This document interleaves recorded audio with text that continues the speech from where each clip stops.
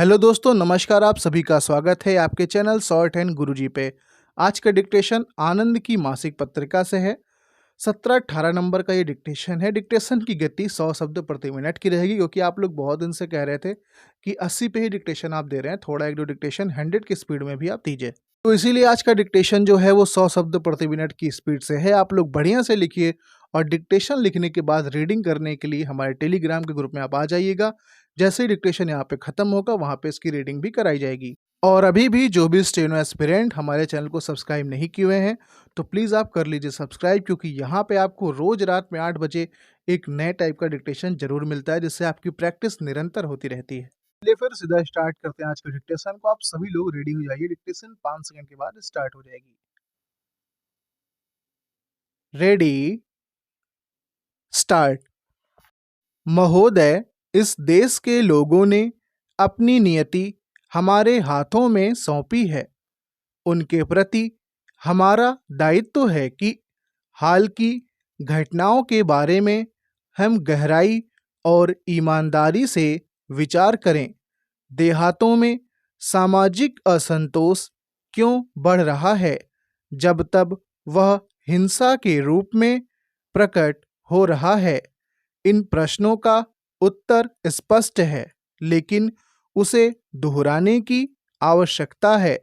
जो भू सुधार लागू किए गए हैं, वे उन उचित महत्वाकांक्षाओं को पूरा नहीं कर सकते हैं जिन्हें हमने स्वतंत्रता की लड़ाई के दौरान करोड़ों किसानों के अंदर जगाया था।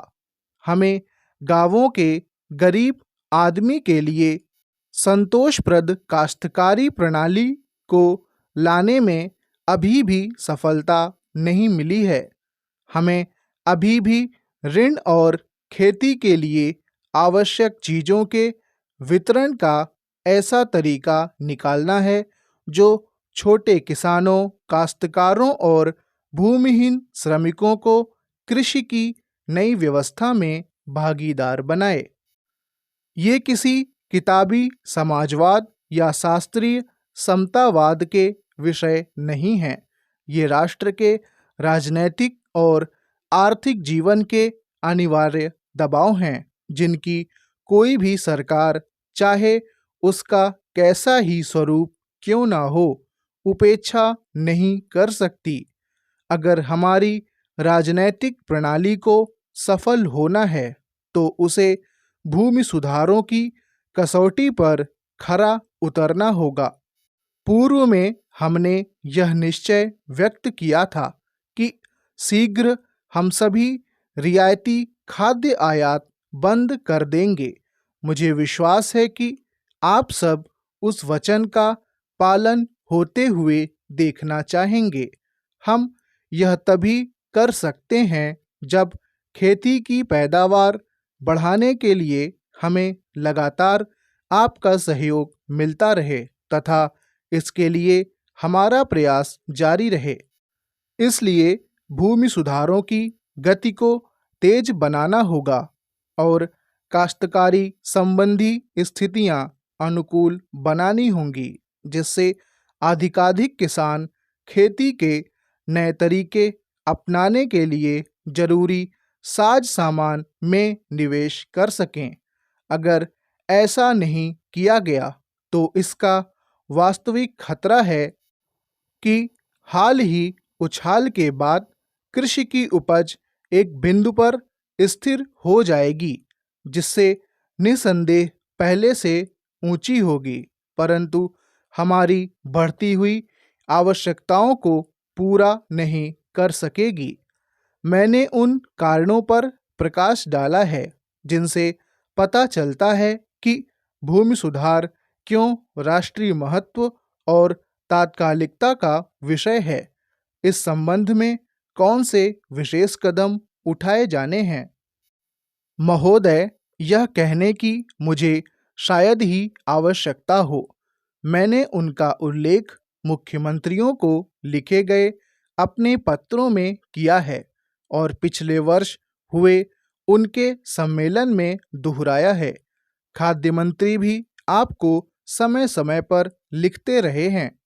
इन प्रस्तावों पर पिछले वर्ष के सम्मेलन में विचार किया गया था और कुछ निर्णय किए थे, लेकिन कार्यसूची के कागज पत्रों को देखने से ऐसा लगा कि उन निर्णयों को उतनी तत्परता और गहराई से लागू नहीं किया गया जितनी कि पारिस्थितिकी मांग है। बहुत से राज्यों ने प्रगति और समस्याओं का आकलन करने के लिए प्रस्तावित उच्च स्तरीय समितियों का भी गठन नहीं किया है।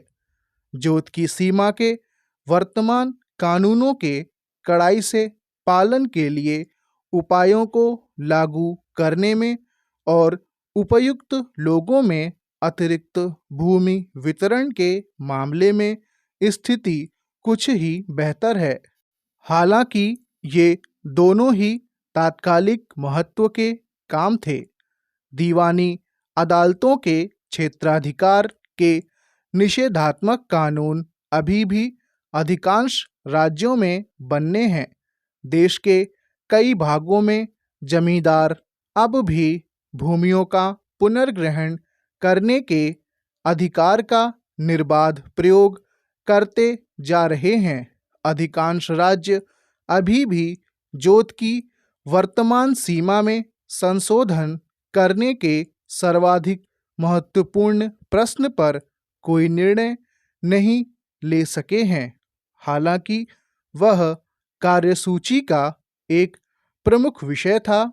मुझे नहीं मालूम कि अधिकारों से संबंधित ताज़ा रिकॉर्ड तैयार करने में और भू कर पूंजी संबंधी सर्वेक्षण के लिए क्या किया गया है। यद्यपि इसके बिना कोई भी भूमि सुधार सार्थक ढंग से लागू नहीं किया जा सकता।